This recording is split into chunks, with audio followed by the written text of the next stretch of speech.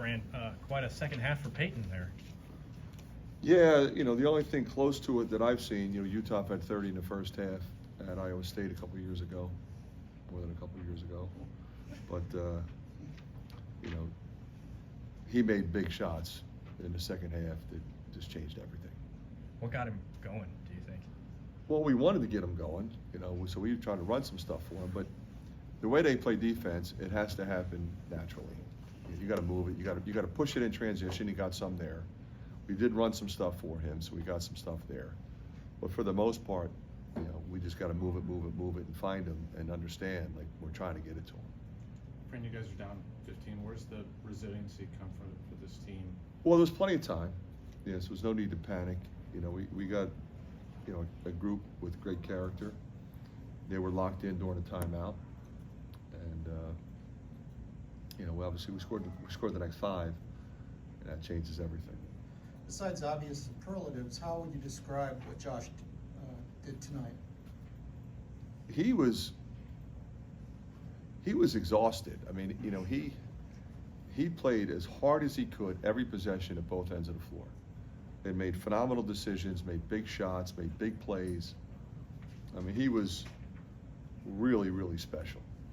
And what did he play, 44 minutes? Yeah, almost 45. So, steals, assists, rebounds. That's who he is. He made the jump from freshman to sophomore, but what allowed him to make the jump again from sophomore to junior? Well, I mean, he's really healthy, and he's stronger, he's lifted, he's older, he's seen it. I mean, there's no substitute for that in this league, at this level. There's a lot of times, like a lot of these guys are transfers, but they've been around. They know what they're doing.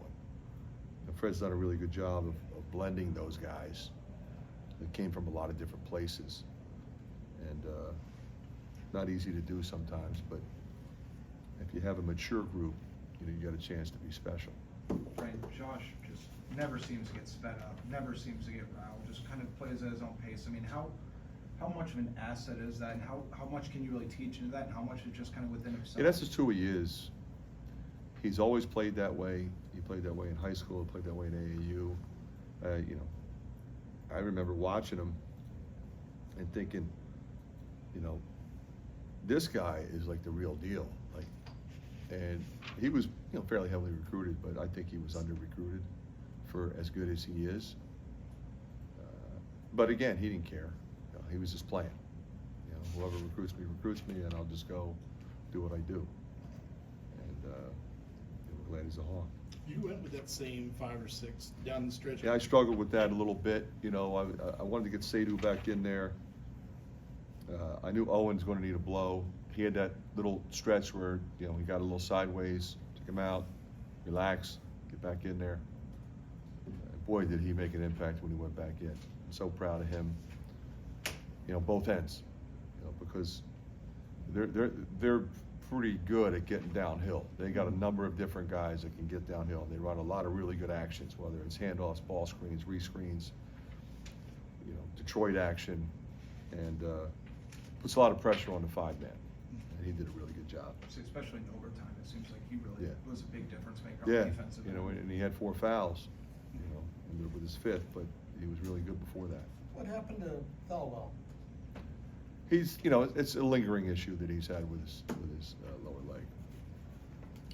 Is there anything you can share about Cooper? Same health issue that he's had before. So that's going to be day to day, week by week. Josh said you guys tried to foul at the end of regulation. He said he felt like he fouled him. Well, we had a foul to give with 5.8 or whatever it was. So we wanted them to inbound and take a dribble into a foul, which we did. And it was going to foul right away. Williams kind of caught it on a run. So we kind of hit him, but then it's like, okay, what if he pulls? No, I don't want a 4-point play. So we should have fouled him on a catch. But it's unfortunate. He wanted to foul. He thought he fouled. He said, I fouled him. He thought he was certain he fouled him.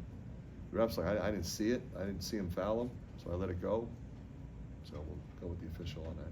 Fran, Price had a couple huge plays, the offensive rebound, kicked out back to him into the corner three. I mean, it just seemed like he. And his steal was huge. He was terrific all night.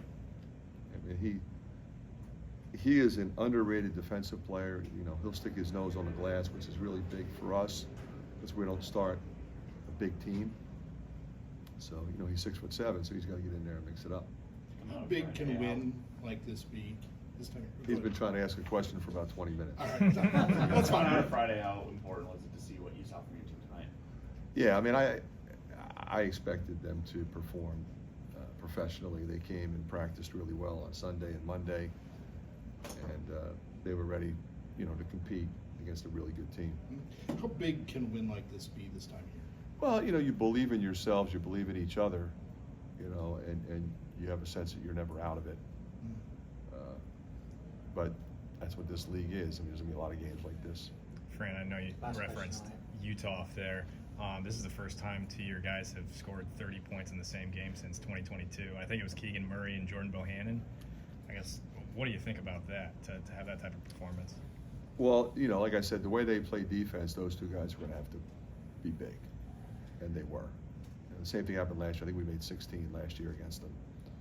So you know, they make it really hard on you to drive the ball from the wing to get it in the post. So you got to move it, and recognize, am I open to shoot a three, or can I drive the closeout, which is what we did. But they made them. All right, thanks, guys. Thanks, Fran. Fran.